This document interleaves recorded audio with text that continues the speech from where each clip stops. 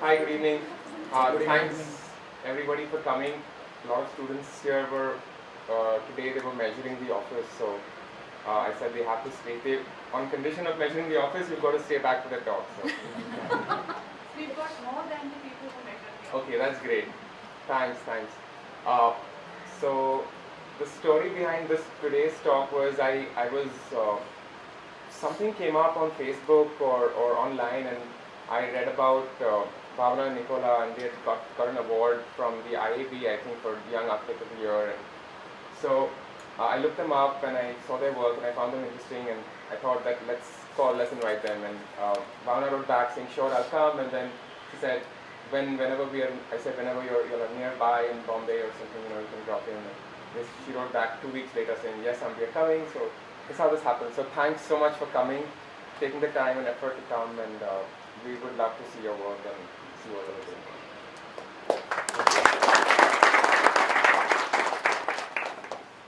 So yeah, thank you guys for coming. Actually, it's a surprise that we can see a lot of young faces and experienced faces in the room. And of course, thanks Kushru for the invite. It was quite interesting and surprising to kind of discover this kind of space, and how the Loft is quite active in this dialogue among arts. So not just about architecture, but they've discovered that it's also about music and the sort of different arts involved. So I think it's definitely our pleasure to be here. I think before starting, I'll just give you a very quick bio about Bhavana and myself.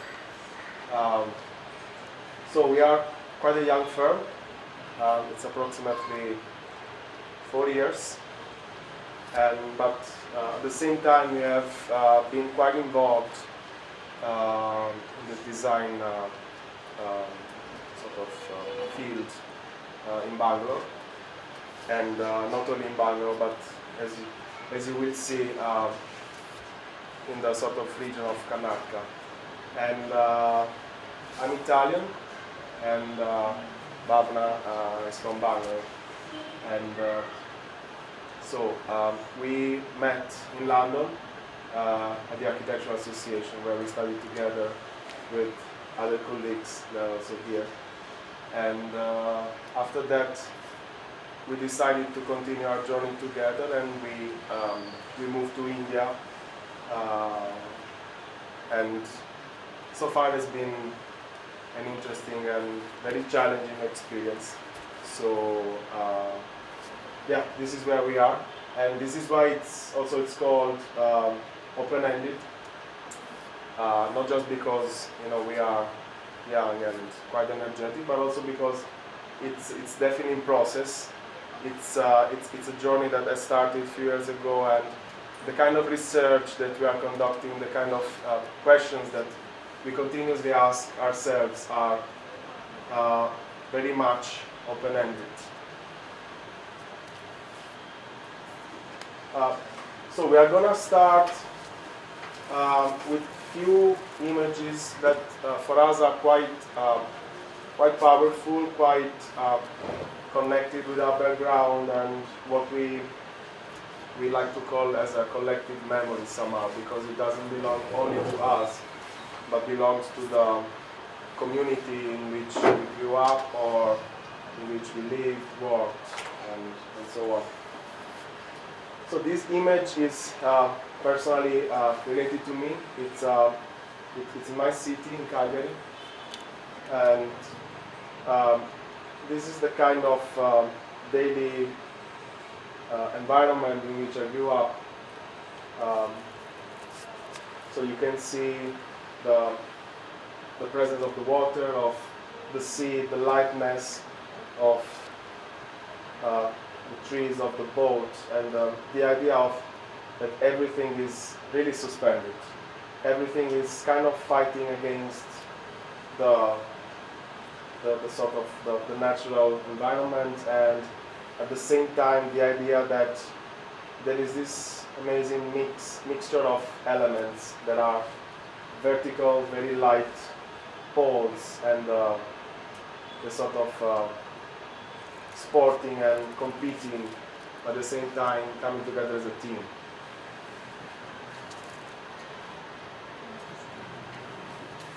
I want to add that these images are important to us not in a nostalgic sense, or not for their kind of photographic brilliance or anything,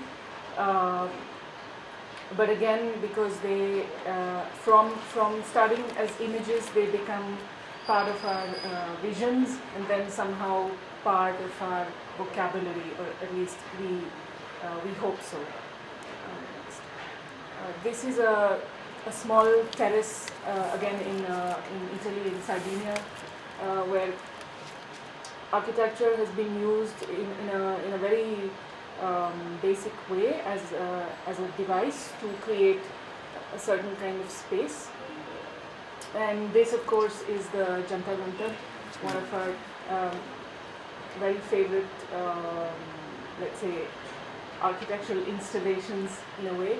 And as you can see, there are some uncanny resemblances, but at the same time they are from very, very different places. And again, what we like about this set of buildings in a way is that architecture has been used as a device to a larger end, not to justify itself. This is a small little temple structure in Nandi Hills in Bangalore, where this little white temple is floating against a sea of the rock, which Bangalore is very famous for, and of course the grey skies. And then we come to this, which is again in a small island off of Sardinia, still part of Sardinia, an abandoned structure in a way, but having a similar presence to what we saw. So some of the beauty of this space is that it's not the structure per se. As you can see, it's just a derelict building of what was probably in the past a house or a small storage space. But it's per se the idea that it is presence within the landscape, and the idea that somehow it wants to communicate something as a built element, and at the same time becomes very interesting.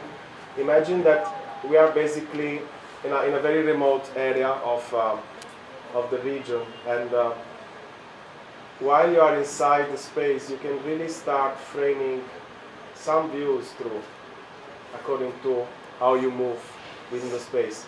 And this is a very small village divided by a sort of, again, natural element. There is a pond. Beauty is, again, framing different elements within the building. So it's again water, the city, and the sky. And I don't know how many of you are familiar with the work of Federico Fellini, Italian director. But in Otto e Mezzo, there is 8.5. Then the title of one of his famous movies becomes very, very powerful. The idea that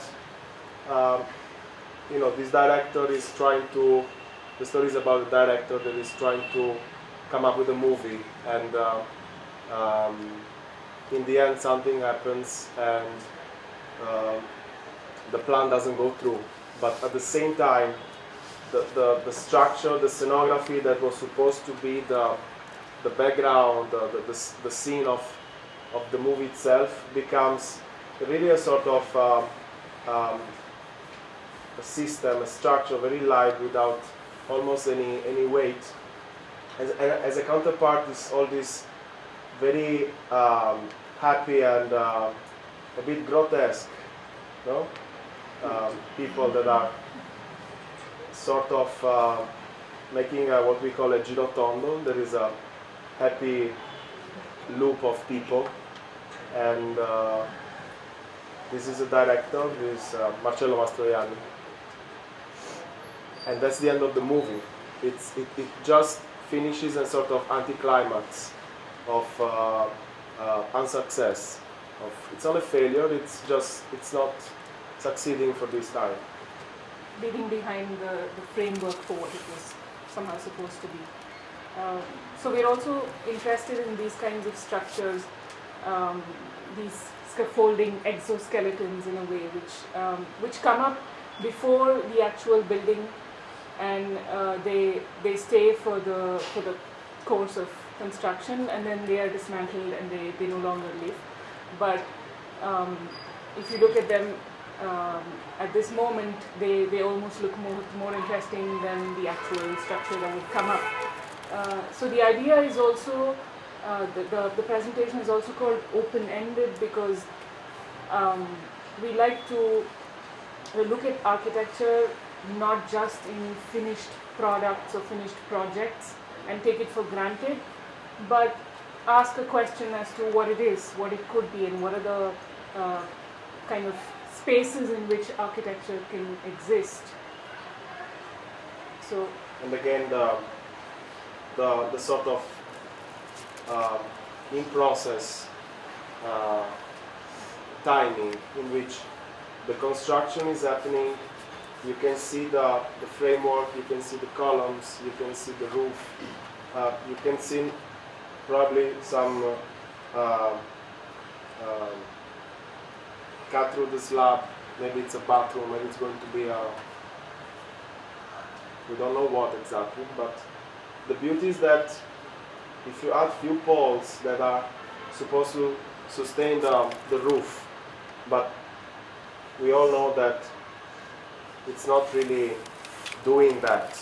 It's just a sort of memory of what was happening in the past that becomes very, very kind of interesting and inspiring. And again, it's something that you can imagine what it could be, what it could have been.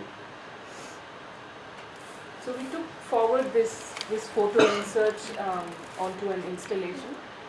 This was done for the Bangalore Literature Festival back in 2012, where the site was at a heritage, on the lawns of a heritage hotel, and it demanded that we do not touch the ground, we do not dig the ground to put up any kind of structure. So we really looked at these this sort of traveling structure which is completely based on gravity. So the idea is to take a very simple kind of structural construct and allow it to travel in a kind of crazy way according to the landscape and according to the site. And because it makes these curves, and because of the weight of the structure itself, it stands on its own, so it's a kind of self-supporting structure. And of course, after that we did a few, we kind of intervened and said, we'll change the amplitude of the structure so that there are some closer together, some further apart, and that added a kind of rhythm to it. The idea was also to include this aspect of a ritual.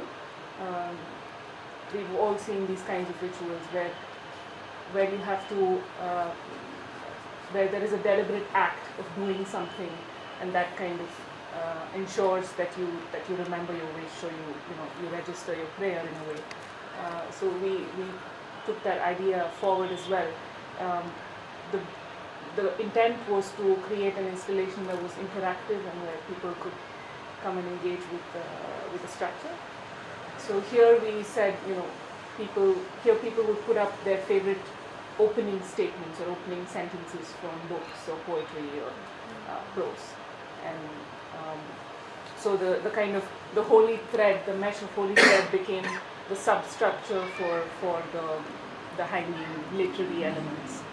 So this is a small model before putting up the structure. And it was a 3-day festival, and as as the festival progressed, also the number of leaflets increased, and it became a kind of forest of opening lines at the end. And of course, during the evenings, it's something about the reflection of the light on these holy threads, red, orange, yellow. They kind of lit up and added a new dimension to the space as well, along with the wind and the movement. Yeah. So the next project, it's this first part that we will show you. It's a set of installations of very very temporary structures that we put up, and as you can see, it's a sort of something that we explored as a ground of research. So the idea of how these casuarina poles can become a sort of self-sustained structure. So if earlier the shape was very open, but because of these curves that we had, it was very stiff, because of course of the weight of the casuarina. In this case, so the scene is slightly different. We are again in Bangalore. This is Freedom Park. It's probably one of the most interesting contemporary open public spaces in Bangalore. It was recently, it was a former prison. You can see here, this was the panopticon. That is basically the center structure that you have in every prison, then you have the wings. So from the center you are able to control the movement of the prisoners. And so it was renovated by a firm in Bangalore, La Noce, and now it's probably one of the most successful public spaces that we have. And the idea was to, so we got this sort of request by some group of, let's say, patrons and different entities that to promote some sort of recycling ideas. So we decided to again question the system, the casuarina poles, but in a slightly different way. So because it was about recycling and it's a process as supposedly it's happening infinite times, as if you take the recycling idea per se. So what we decided to do was to again use the same triangular system, but to challenge a different shape. That was the infinite loop. In this way, we kind of tried to realize two different spaces. One that is internal, 1 and 2, and the other that is really external. And the idea again was to be interactive, engage with the people. That was the main aspect that we tried to do. So they had the possibility of make a pledge that is taking a piece of paper that sometimes was also recycled radiographical sheet. So these were all also kind of transparent. Waste paper and card that we found on site, because this was a larger festival, a waste hubba. And so we picked up all this, we collected all this waste, and we said, why don't we use that to actually make a pledge that we won't create more waste. And then the idea was also to create some vertical elements that again come into place as recycled material. So sometimes was metal, or other times was cement board, and again the idea of creating a outdoor or sort of outside and an inside.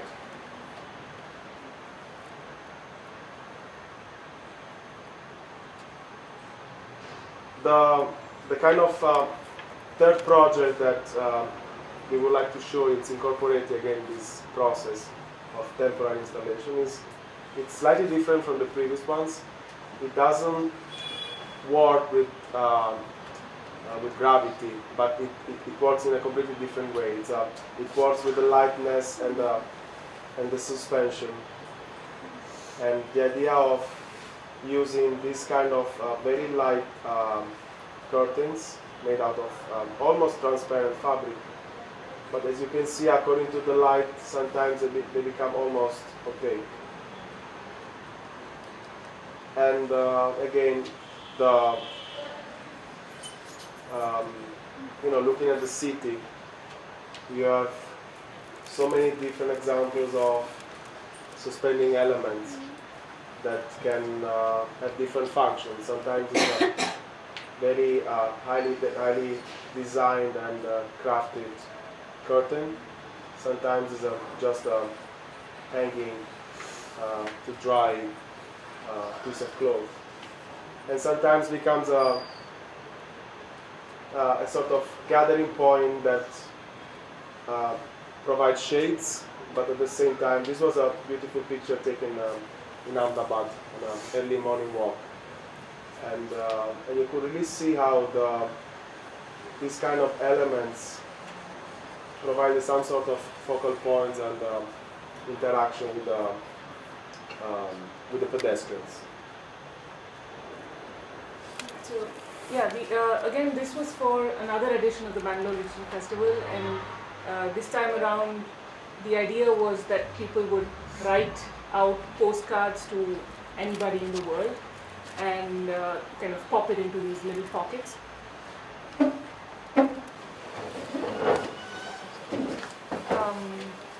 So the people would write out postcards to anybody in the world, and they would pop them into these pockets, and of course the curtains would take them away to wherever they meant to go to. Again, the idea was for the first two editions of the BLF, we looked at, the BLF and the Waste Hubba, we looked at gravity, we looked at something that would sit heavy on the ground. And here we inverted that idea and looked at something that would stay away from the ground, fly away from the ground, except for a few very deliberate markers, which you can see on the ground that people are using to kind of sit and form groups. And also, of course, there's little desks to write out their postcards. It was interesting, of course, to see so many different. So we actually posted them, and that was it was quite interesting to notice how people did care about their postcards being actually sent. So we collected very small tokens, and then we personally bought and posted the cards. So hopefully, they have reached Italy or Poland or what else? Second about. Yeah. There was one to South America.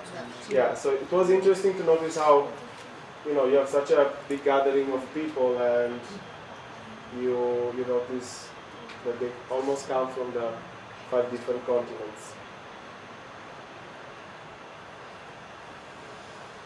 And yeah, it was very interesting to actually play with the light as well. So that was the whole exercise somehow understand the different transparencies that you can achieve. Yeah, so next, this is a project of a fine dining restaurant. And when we first got the brief, we asked ourselves, what is fine dining? And we realized that it's all about company, it's about good food, of course. And definitely there is this element of being amidst nature, of kind of enjoying a lovely outdoor space, maybe, almost like a picnic, so to say. For us, that was fine. That was fine dining. So we started at this point. We started with this brief for ourselves that we should create a space that has all these elements. And it was very challenging, I mean, to be frank, because it was our very first restaurant, and the brief again was quite ambitious, almost 150 covers, live stations, of course sophisticated and expensive food somehow. So the client was kind of putting us on the spot, and yeah, I think we are very thankful because again it was a challenge for us, but at the same time it was a definitely interesting learning curve. So this was a sort of our very starting point. This is the restaurant is at the ground floor of hotel in Crown Plaza, Electronic City in Bangalore, and it was an existing running restaurant, and the brief was that not only should have been refurbished, but the client was looking at adding some extra space in the center court. In fact, covering the entire court to create some additional space. So the time was just open, and basically asked, what do we do with this space? How do we play? How do we play about? And it's interesting to notice how the shape of the building is not really regular. So there is one wing that is straight, then there is the center core, where there is the entry lobby, and then you have this wing that is curving. So the challenge was also to understand how to go about this curve. Do we touch it? Do we not touch it? How do we engage with that?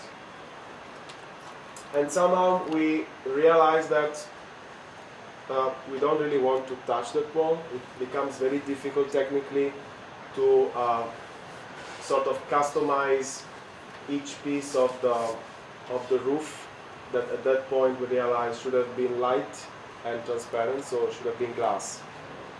So what we decided is to create a sort of modular system that could be sort of take some distance from the curve, but at the same time create a feasible solution for the roof.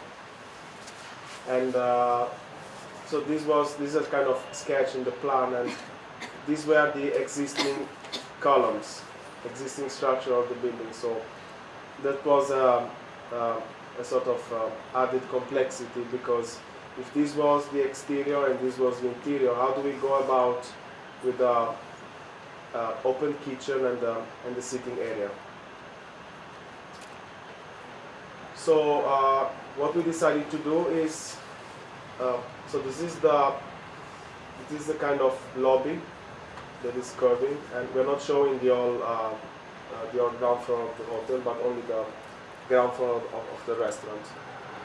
This is the entrance, and the idea was to keep the whole space open and to differentiate the sort of the cooking area and the eating areas through these curvilinear elements. The idea of the curve is just to give a sort of dynamism while you go through the open counters. at the time were visualized as live counters. And yeah, and then some sort of couple of 4 sittings, and then here giving very much flexibility of how you want to arrange the tables. So you can see here how this is the curving wall, and the idea of breaking the glass system with a sort of zigzag element, and the very light structure with the glass. At the same time, so going back to what is fine dining for us, it was incorporating some sort of greenery. So the greenery comes in the form of a green wall in this curving part, and in these sort of buffering areas, outdoor buffering, creating again green pockets, so that when you are actually entering the restaurant, your visual goes through these green elements here and the green wall.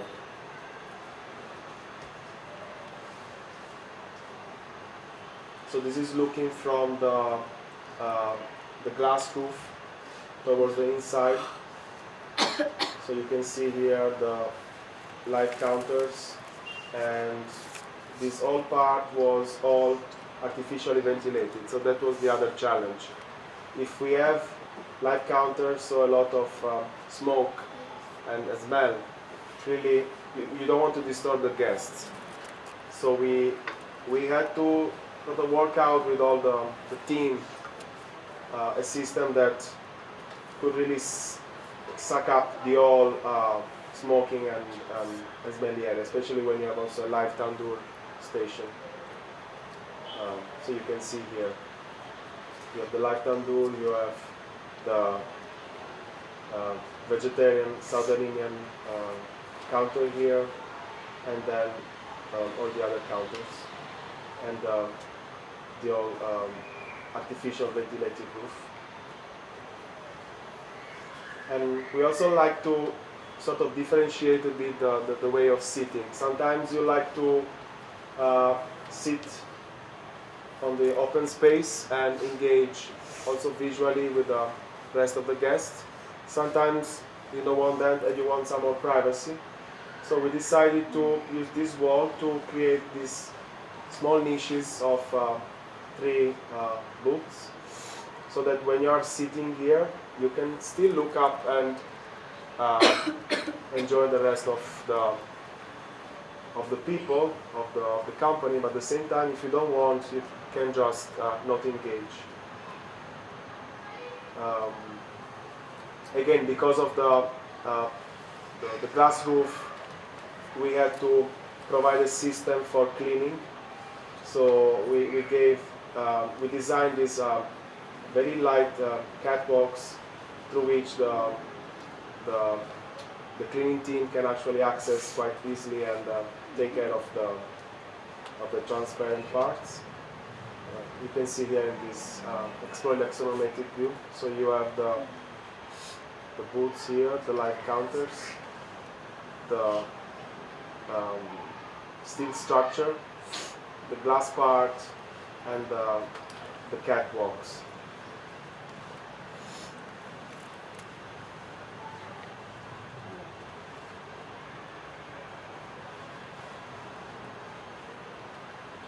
Okay. So we go through quickly this project. It's a kind of for us it was a sort of experiment. It was our very first project in Bangalore when we moved from Mumbai, and so we use this project. It's a house, so again engaging with a domestic space, and the idea was to explore the possibilities of materials and how people move through a domestic space. So we we really like the, again, during the construction phase of understand the different scenes. So this is the entrance, and these are the stairs leading to the first floor, and then from here you climb again and you reach terrace. And so the materials, the palette of materials it's quite restrained. So we have exposed bricks, RCC, and a few other materials. And we really enjoyed being on site, not only because of course it was our first project, but also because you could really sit somewhere and start framing some sort of views. You're just sitting in the living room and you can see some workers coming down, and the stairs are actually so interesting. No parapet, just the RCC, and probably that's all you need. Clearly for safety you have a parapet, but we like the idea that it's really kind of, again, open-ended. So in plan, the idea was that this is south, and it's all plotted. So here you have another plot, and here you have another plot. So the client could afford to buy 2 plots. So this is actually one, and they bought another one for future expansions. So the idea was to try to open up the house towards the garden and try to create a sort of protection of filtering the views from the outdoor. So we kind of structured the house through these 3 walls that you can see here, and they are exposed bricks, and then all the rest is very much open. So open kitchen, open informal dining, living, formal dining, and then you have the private area that is basically nighttime area that was designed as a sort of independent block. For us, this project was also an exercise in making a client understand restraint, which is sometimes very difficult. And also in terms of plan, in terms of materiality, in terms of just economy of expressions, and I think we almost succeeded in doing that.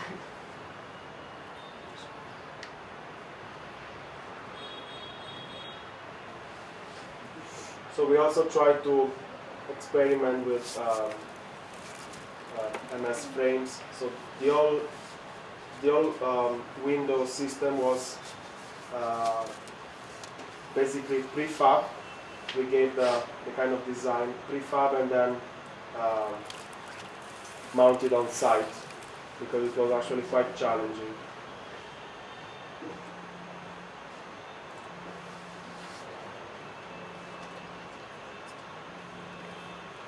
And yeah, I think this is for us probably the best memory of the whole process. That is the house almost finished, so you can see the last touches, and a nice corner with 2 materials come together, and an empty seat, an empty chair of probably somebody who have seated there, we don't know for what, maybe to rest or maybe just to look outside.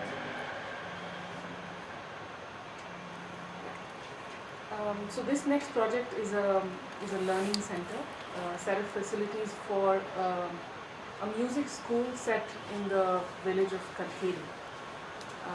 And this was our first. This picture was taken on our first visit to the site.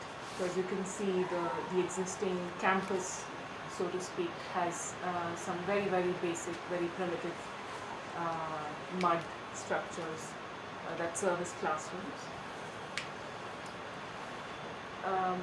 During the initial process, the design process, we became kind of obsessed with this picture.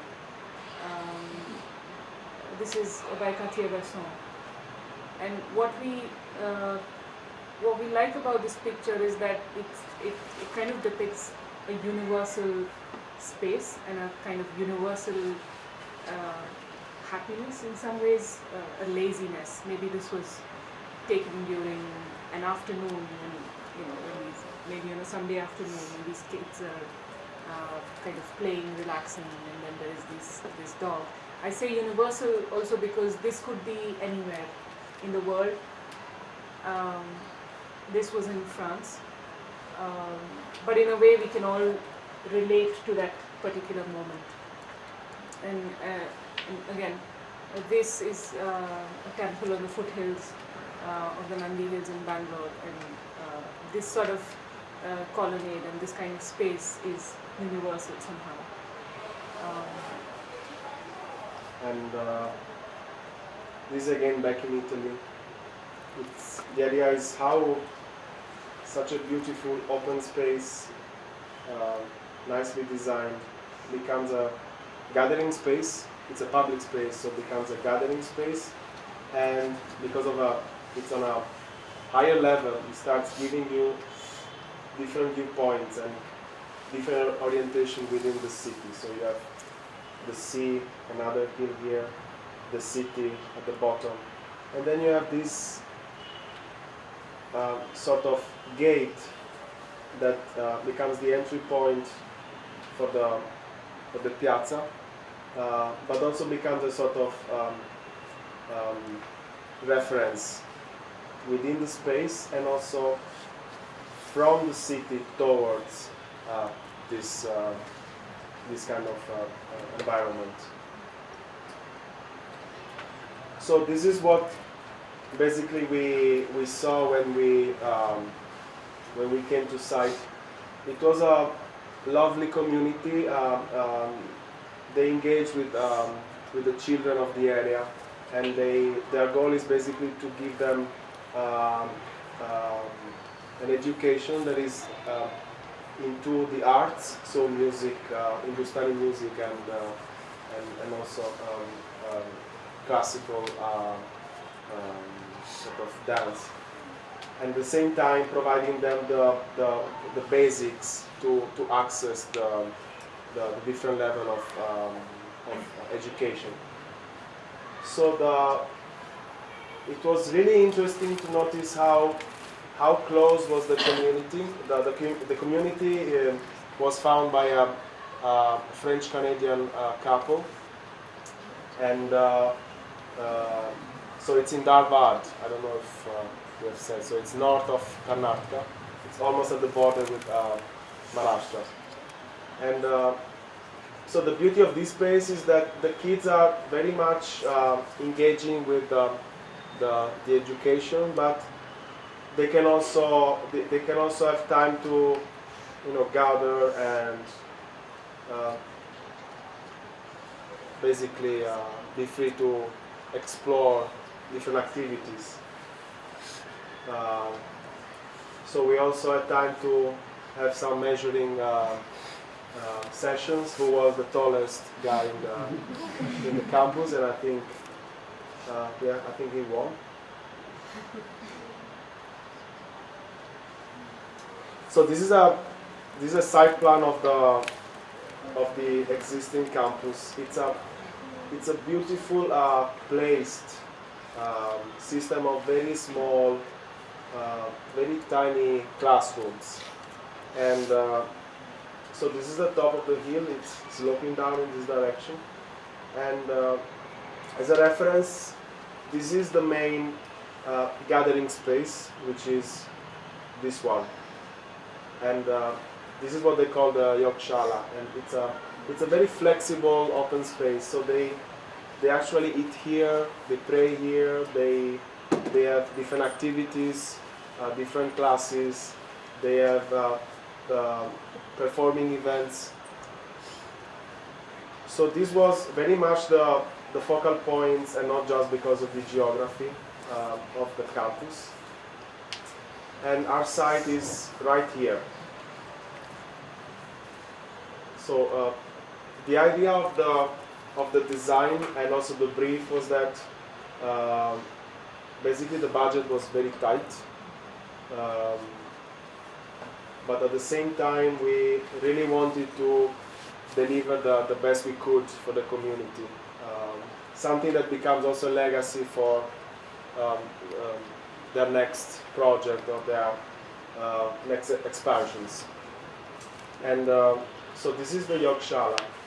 And because of the budget, because of the location, because of the existing built-up spaces, we decided to not come up with a full built-up area, but to actually differentiate and provide a sort of center space here that could connect visually and also physically with the main area, and at the same time give a kind of small open piazza or square for the kids and for the faculties, for the community, just gather there and again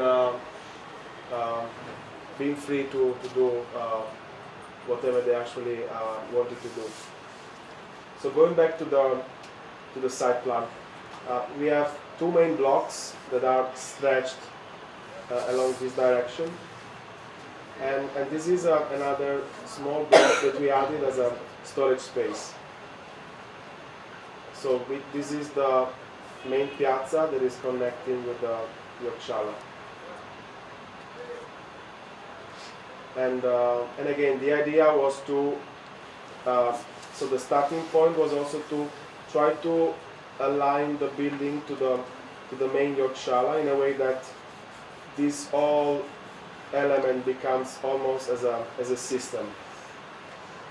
So as you can see here, this is the new project, and so not only in terms of horizontal line, but also in the height, to try to match the same level as the Yorkshala.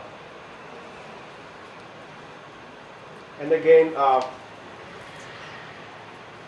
not just because of the tight budget, but also as a design choice, we didn't want to come up with a solution that was not really connecting with the existing. So we really decided to look at the same kind of material palette, but introducing slightly different elements. That it's what we call low cost but high tech solutions. So this is the ground floor plan, and this is the alignment with the Yorkshala. We come through this pathway, few steps, and then we access the public piazza. We have two blocks. This is the sort of academic block in which you have two different classrooms with two accesses, and this is the library and the administration block. This block is two levels. So this is the first floor. You climb up with the stairs. You reach the first floor. This is a sort of meeting space with some sittings here, and this is the academic director office somehow. And also the idea was to, so you can notice this is slightly tilted. So this was a sort of visual effect that we wanted to give as a perspective view that you have from the Yorkshala towards this direction, so that this whole facade can be somehow perceived from different angles.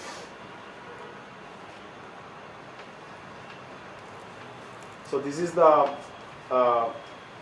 direction from the Yorkshala, and on the left it's a one-story building, and on the right it's a two-story building. And this is towards the Yorkshala. And again, in terms of materials, as you can see, we really use very local source materials and local solutions. So here is a this kind of skirting that is cement finished, green cement finished, some yellow painted as per the existing, and then random rubble for the storage.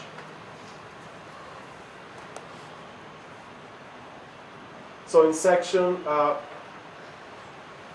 the terrain is sloping in this direction, and also because of the view and because of the orientation, the idea was to have this block only one story and this block 2 stories, so that in terms of view you can really look through on top and towards the valley. And of course also because of the natural light and natural ventilation.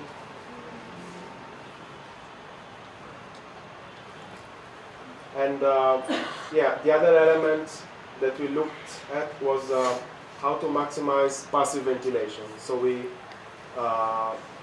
could definitely not afford, but not even look at artificial ventilation, AC, because that was not really an element that could be introduced in this kind of environment. So the idea was to have this cut through, so removing few of the bricks, creating a pattern, and in a way creating the passive ventilation through the walls and then coming up. I will show you this in the section. And again, the outdoor open space was a given to the community, and because of the climate and because of their way of teaching, we really wanted them to use as much as possible the public piazza and visually again connect with the Yogshala. So sometimes they could have sit on the floor and teaching the flute and some singing. So this is an elevation from basically the sloping terrain is in this direction, and you can see how the 2 blocks how they connect, and the other block is emerging from the back. Few sketches, of course, at the beginning to understand how the roof, there is a sort of high-tech solution that we used, could be integrated within the solid walls. And yeah, this is during the construction. Very interesting how the roof plays out also as a scaffolding. So it was interesting to notice how these guys almost all suited up.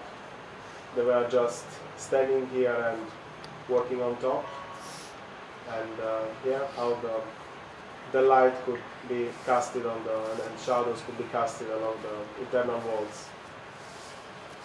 And this is how it was finished in the end. So from inside you can see how you have a double skin. The roof is composed in 2 skins. One that is vaulted and the other is sloping.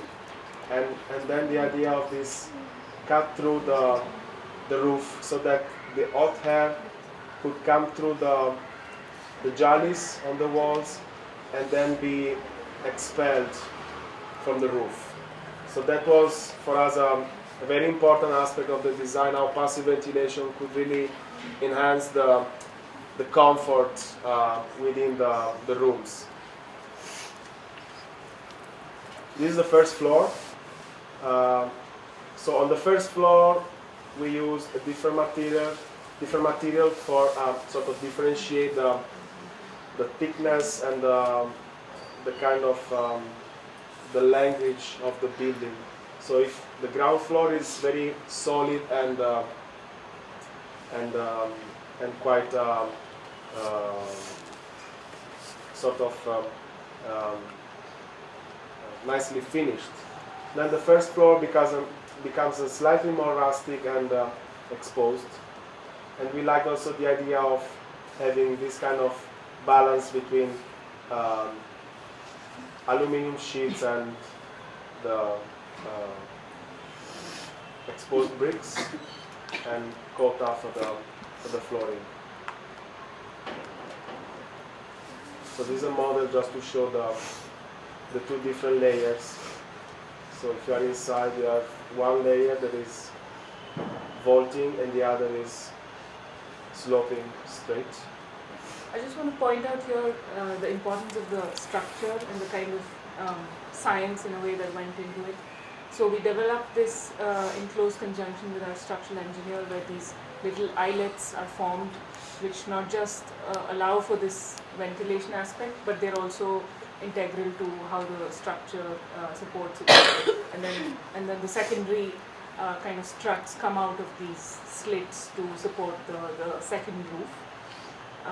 So it was quite a complex exercise to develop this model, but what we achieved was complexity, but at the same time something that was easy to finally put up, because it was the same module was repeated along the length of the blocks.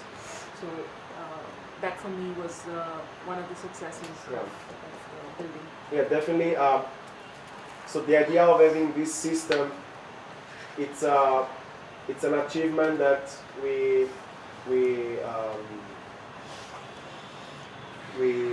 got also through our structural engineer, that is a very good friend, and he always likes to be engaged in these different solutions, and this is a sort of what we were talking about as a legacy. So as a solution is something that we are trying to give to the community, and throughout the process there was a sort of learning from the workers and from the contractor of how you could really, with a very kind of low-cost solution, really have a performing space that it's open and at the same time it's quite fresh. This is a detail of the roof in the administration block. So as you can see, it's almost like fingers supporting, coming out from the inner part and supporting the aluminum sheets.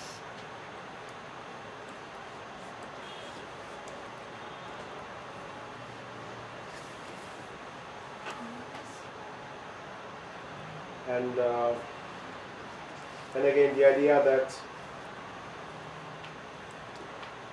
basically also in terms of collecting the water, so because of the center space, the two roofs should have sloped, of course, in different directions, and not towards or outwards the central corridor. So this is during construction, and we have a very tough contractor, as you can see here. He was continuously challenging us,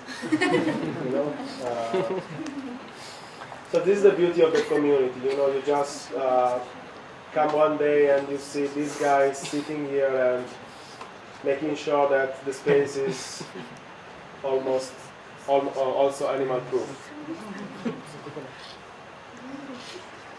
And yeah, so somehow we just love this picture. It was taken during one of our visits, and we just noticed how these kids, they were nicely engaged in a very serious conversation, as you can see. Just sitting here and maybe discussing about the design, I don't know, maybe discussing about what we could have been done better. Yeah. But I think that's where we would like to finish. Thank you. Thank you all.